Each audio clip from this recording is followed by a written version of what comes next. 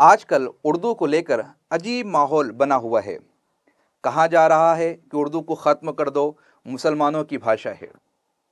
भाषा किसी धर्म की नहीं होती है।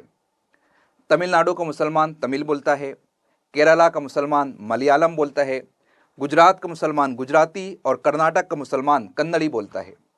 उर्दू हिंदवी, रेख्ता या हिंदुस्तानी हमारे देश की भाषा है। खड़ी बोली से जन्मी है, हिंदुस्तान की गोद में पली बड़ी है।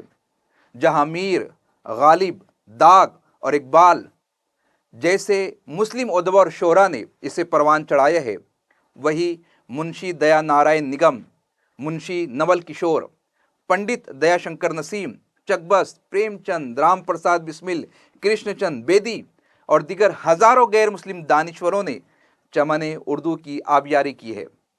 अपनी भाषा को इस तौर से बोल देते हैं कि ख़त्म कर देंगे।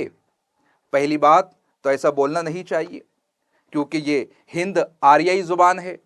दूसरी बात कि ऐसा हो भी नहीं पाएगा। क्यों? क्योंकि किसी के चाहने से ज़ुबानें ख़त्म नहीं होती हैं। ज़ुबानें उस वक्त ख़त्म होती है जब ज़ुबानों का दामन मुख्तसर, समाज पर उसका असर कम और उसकी अजमत ख़त्म हो जाती है।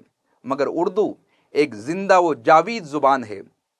सलीके से हवाओं में जो खुशबू घोल सकते हैं, सलीके से हवाओं में जो खुशबू घोल सकते हैं, अभी बहुत लोग बाकी है जो उर्दू बोल सकते हैं। कमेंट सेक्शन में अपना पसंदीदा एक शेर ज़रूर कमेंट कीजिए। यौम उर्दू मुबारक हो।